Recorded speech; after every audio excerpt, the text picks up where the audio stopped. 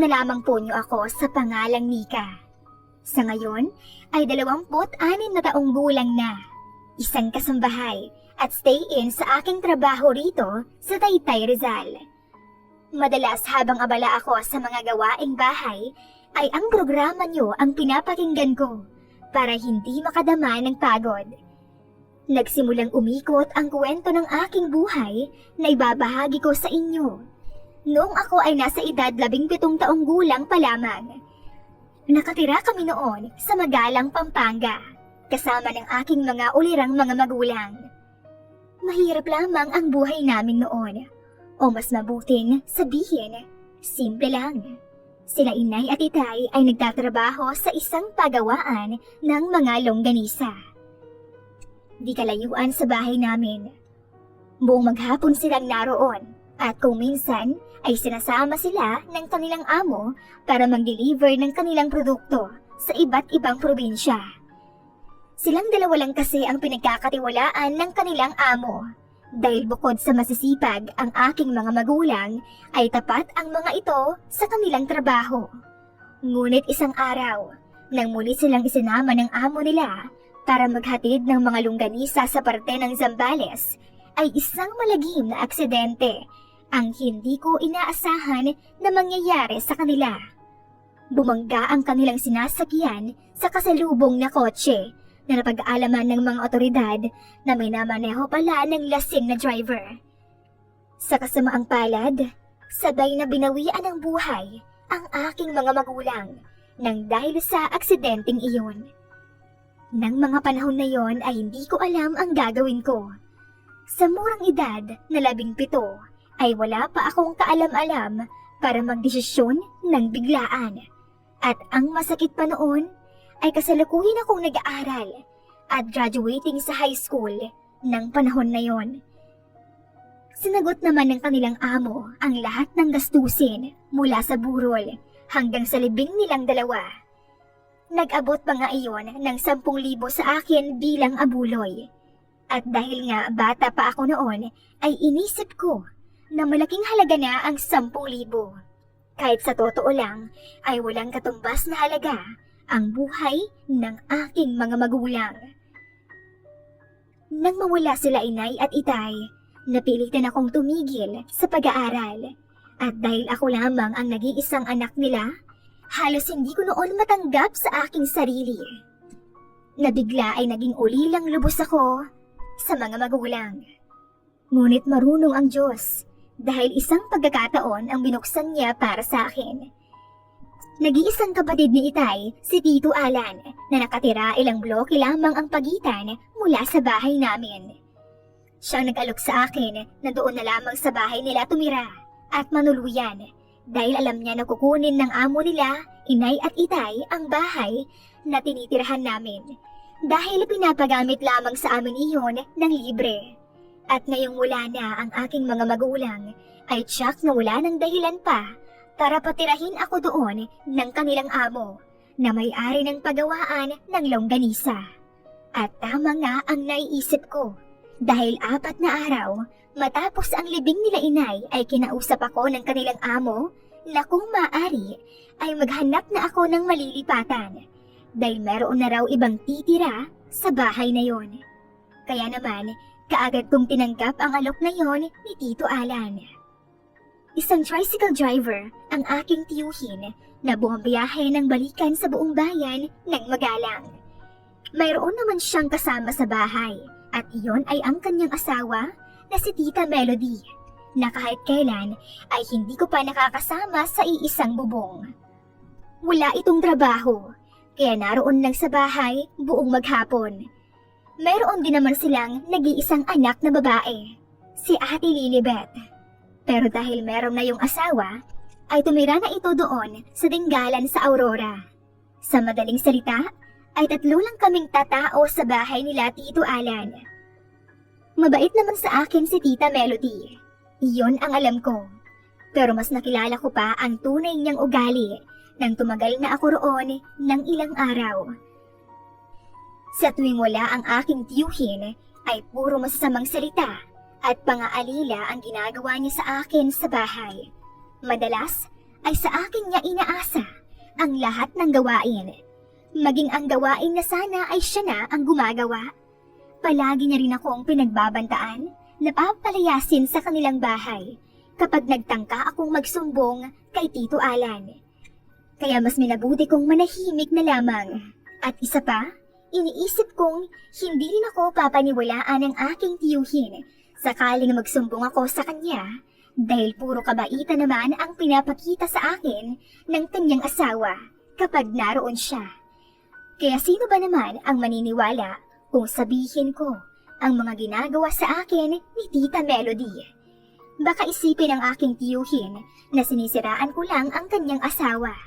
At ayoko namang maging dahilan ng pagkakaroon nila ng problema.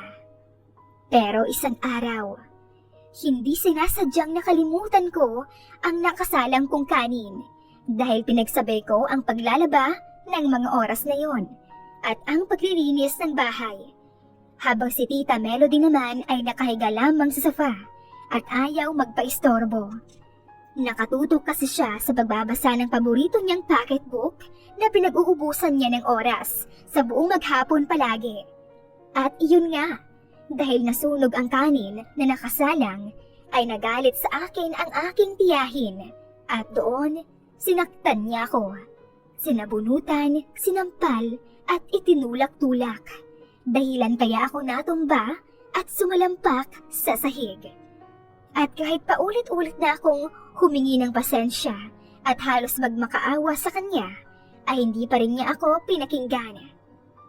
Ang tagpong iyon ay nasaksihan ni Tito Alan nang bigla itong dumating at pumasok sa pintuan mula sa pagbabiyahe. Kahit ako ay hindi ko inaasahan ang biglang pagdating nito.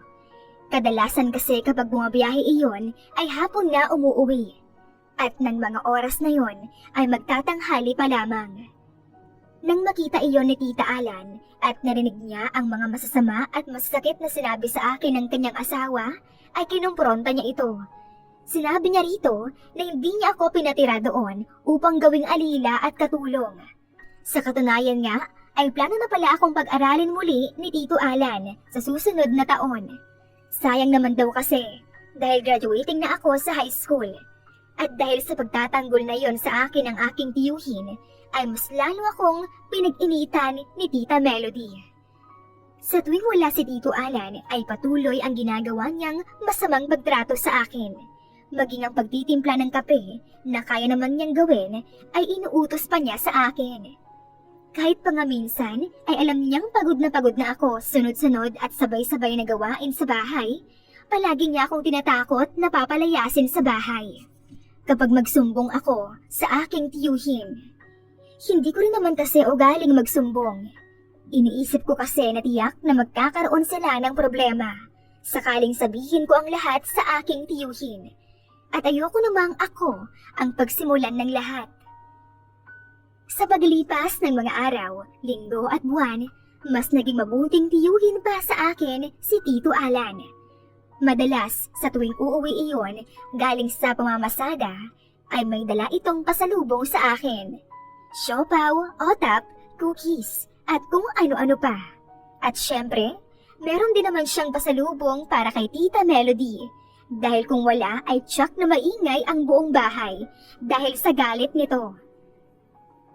Nagpatuloy ang ganoong setup sa loob ng bahay. At sa araw-araw na magkasama kami ng asawa ni Tito Alan, ay bilang sa mga daliri na kausapin ako nito. Kahit nga alokin sa pagkain ay hindi nito ginagawa. Kahit pa nga nakikita niya na ako. Ngunit ayos lang yun sa akin, dahil kaya ko namang asikasuhin ang sarili ko para kumain. Para sa akin, ay simpleng bagay lamang iyon at hindi dapat na gawin pang issue. Isang araw, pag-uwi ko mula sa palengke, ay naabutan kong walang tatao-tao sa bahay. Nalaman kong umalis si Tita Melody. Dahil wala sa lagayan nito ang kanyang magandang tsinelas na pang-alis. Ngunit hindi ko na lamang iyon pinansin, kaya itinuloy ko na lamang ang pagluluto ng aming pananghalian. Habang abala ako sa kusina, ay nadarama ko na umuwing galit at naghihimutok si Tito Alan. Tila ba meron itong nabalitaan sa labas na siyang naging dahilan ng kanyang pagkainis. Maya-maya ay muli siyang lumabas ng bahay at nang bumalik ay meron ng bitbit na isang bote na kulay puti na alak. Kaagad ay pumuesto siya sa harapan ng lamesa at dahil nga alam ko na ang gagawin niya ay nilatagan ko siya ng mga gagamitin kagaya ng baso at pitsyel. Normal na kasi sa akin ang pagsilbihan rin siya bilang tiyuhin. Madalas ko rin namang ginagawa ang mga simpleng pag-aasikaso sa kanya. Bukod pa doon, nang handa na ang lahat, ay sinimulan na niyang uminom ng sunod-sunod. Ilang sandali pa ang lumipas, ay nakita kong namumula na ang kanyang mukha at tila may tama na ng alak na iniinom. Doon na siya nagsalita at pinaalam sa akin kung ano ang kanyang natuklasan mula sa labas. Ang walang iyang tiyain mo. Nakita kong sumakay sa tricycle ni paring Jerry. Hindi nila alam. Sinundan ko sila. Tapos nalaman ko. Pumasok sila sa isang motel doon sa bayan. Mga hayop sila. Papatayin ko sila. Galit na bulalas ni Tito Alan bago muling nilagok ang alak na nasa baso. Teka Tito. Huminahon po muna kayo. Baka dahil lang sa tama ng alak kaya nyo nasabi yan.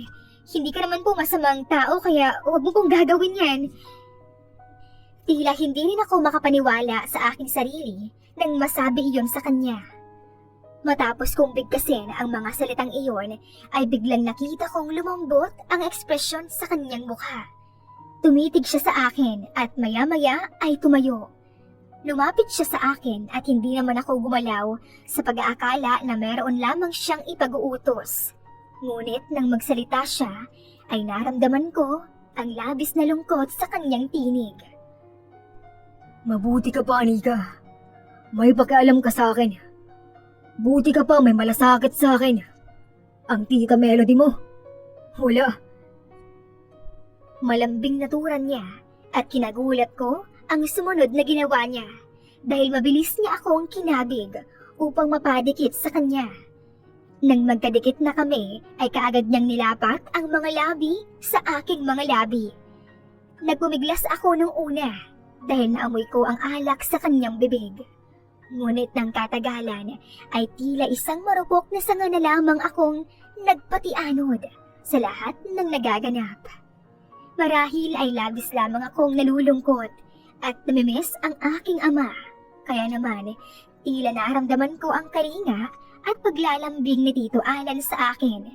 At siya naman, ng mga oras na yon ay nasa gitna ng sakit at paghihiganti, kaya't nagtagpo ang aming mga damdamin.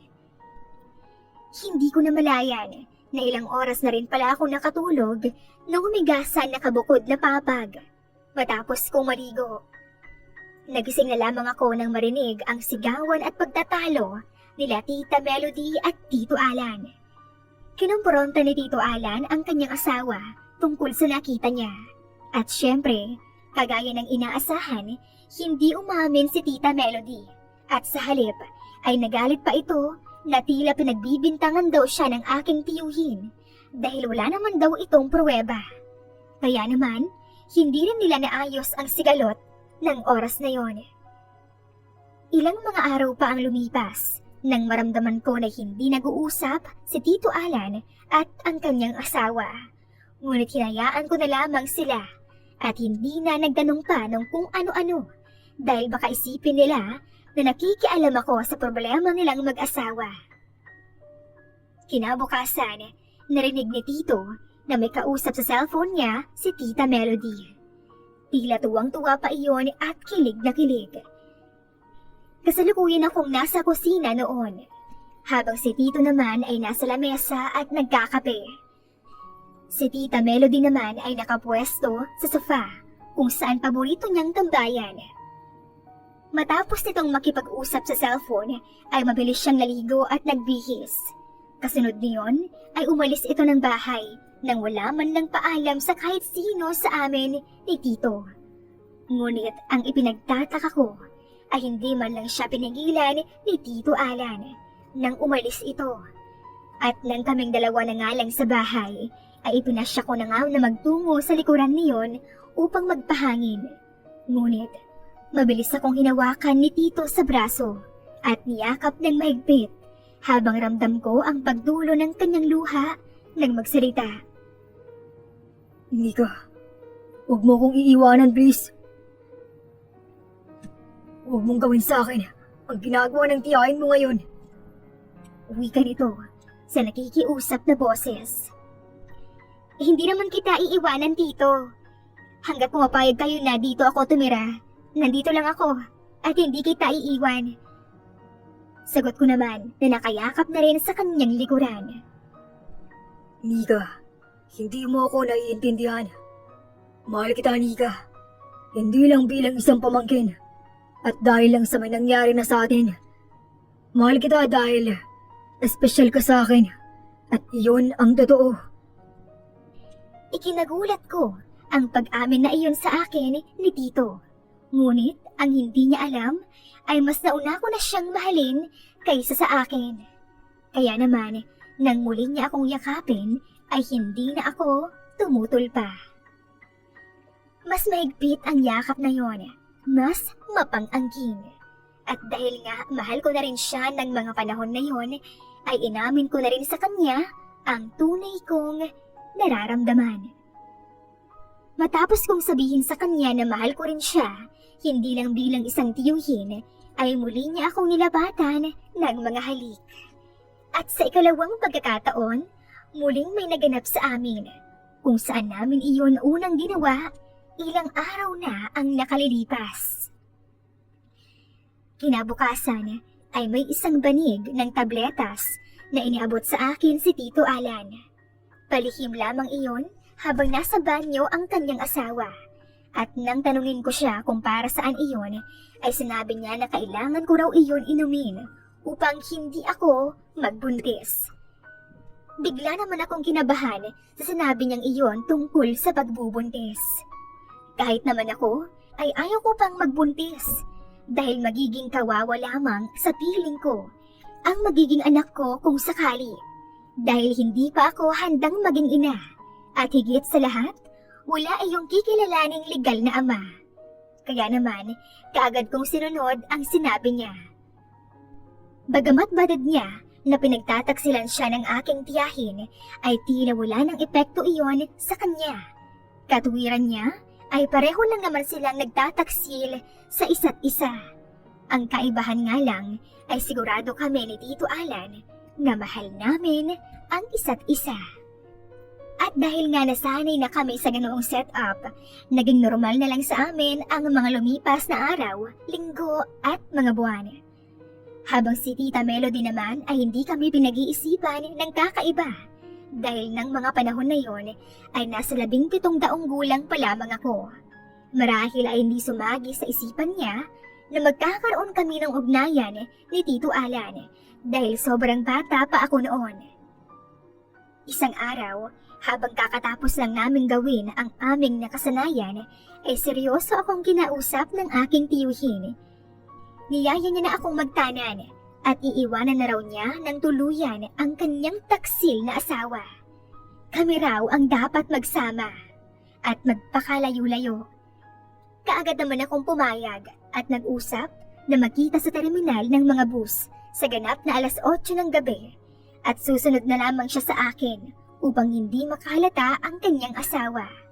Ngunit laking gulat namin nang biglang pumasok sa bahay ang galit na galit at nagwawala na si Tita Melody.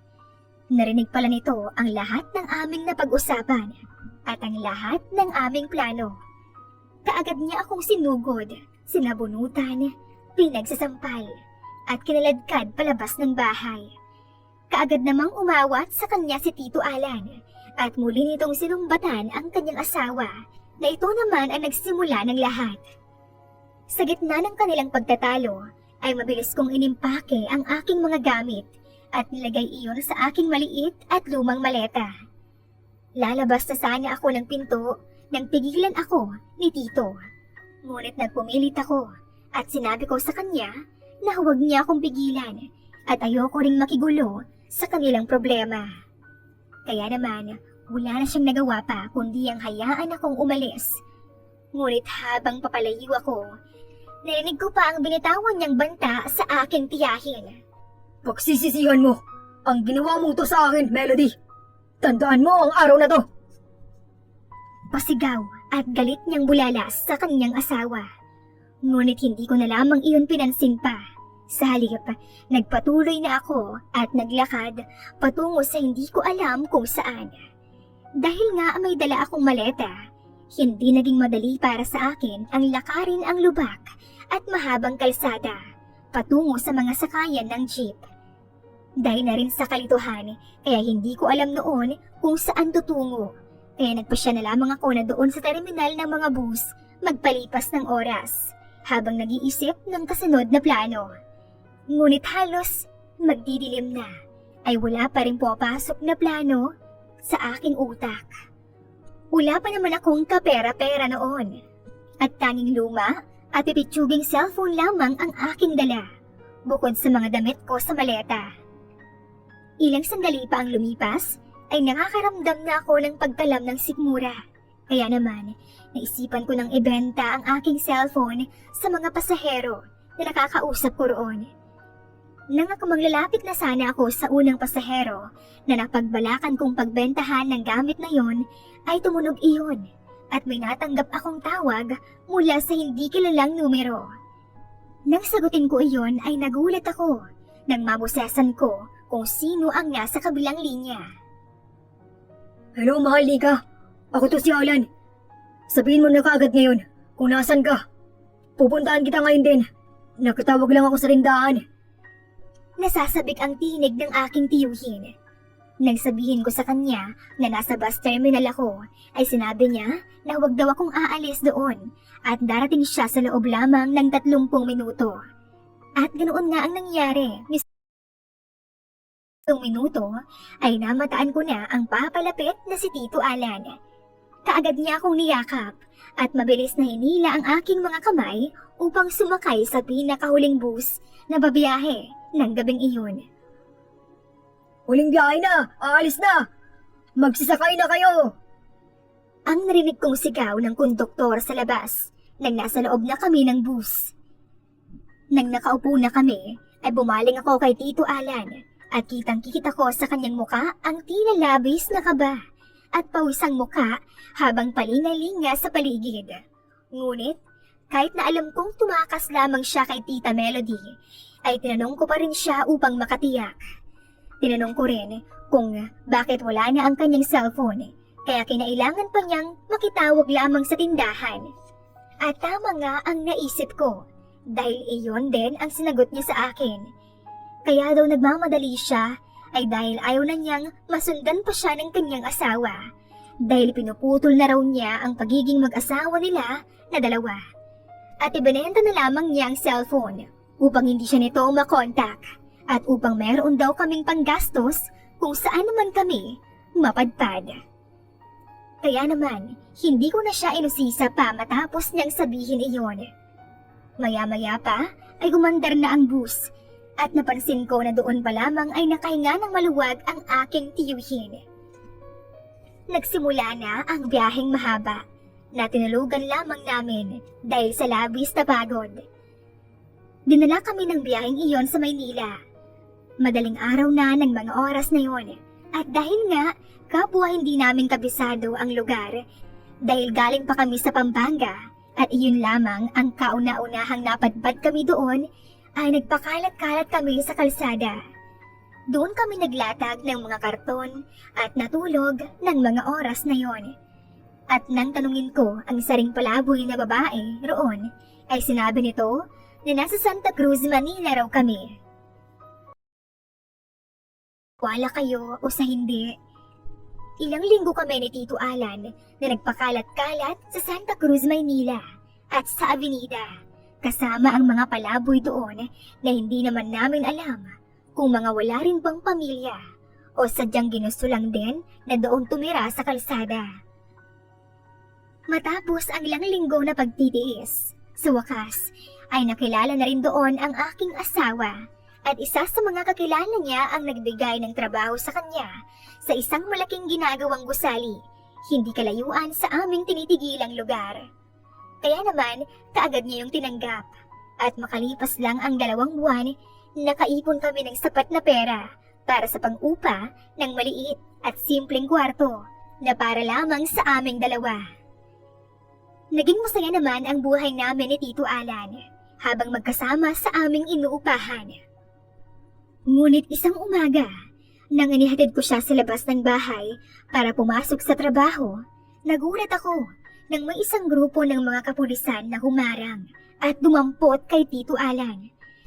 Kaagad siyang pinusasan ng mga iyon at nang tanungin ko siya kung ano ang ibig sabihin niyon, ay doon lamang niya ipinagtapat sa akin ang lahat.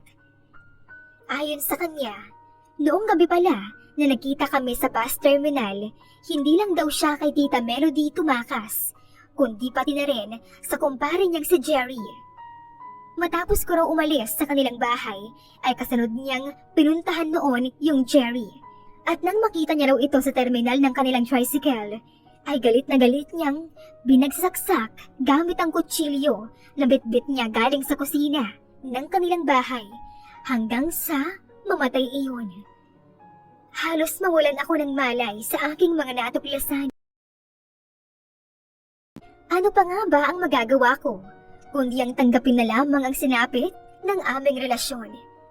Iniisip ko, baka karma na yun sa amin dahil sa mali at bawal naming pag-iibigan. At wala kaming ibang pagpipilian kundi ang lasapin ang lupit ng aming parusa. Tuluyan na nga nakulong si Tito Alan at wala na akong naging balita sa kanya simula noon. Matapos ang 2 buwan ay iniwan ko ang inuupahan naming bahay dahil nakahanap ako ng trabaho bilang kasambahay at stay-in dito sa Taytay Rizal. Dito ko na rin nalaman na nagdadalang tao ako sa alam kong kay Tito Alan ito. Pero hindi ako pinaalis ng mabait at biyuda kong amo na si Nanay Salve.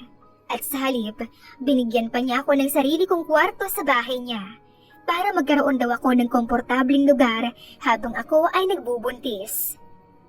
Sa ngayon, ito pa rin ako nagtatrabaho sa bahay ni Nanay Salve at 7 taon na rin ang aking anak. Single pa rin ako. Siguro ay dito na rin ako tatanda hanggang sa gusto pa rin akong makasama ng aking amo na tinuring ko na rin na nanay-nanayan, katulad ng pagtrato niya sa amin ng aking anak bilang anak at apo niya. At kung sakaling magkaroon ako ng bagong impormasyon tungkol kay Tito Alan, syempre dadalawin ko siya ng madalas dahil aaminin ko, malaki ang naging papel niya sa buhay ko kung bakit ako naririto ngayon. Siguro kung hindi niya ako inalok ng bahay na matutuluyan noon, ay baka kung saan-saan na lang ako napadpad ngayon. Kaya malaki rin ang pasasalamat ko sa aking tiyuhin. Totoo nga ang paniniwala ng karamihan. Kapag tingin mo ay wala ka nang magagawa para makita ang bagong pag-asa, ang Diyos may magagawa pang paraan. Basta't manatili lang tayong magtiwala at manalig sa Kanya. Hanggang dito na lamang po ang aking kwento. Sana ay nagustuhan nyo at sana nakapulutan nyo ng aral ang aking karanasan. Lubos na gumagalang at nagpapasalamat, Nika ng Taytay Rizal.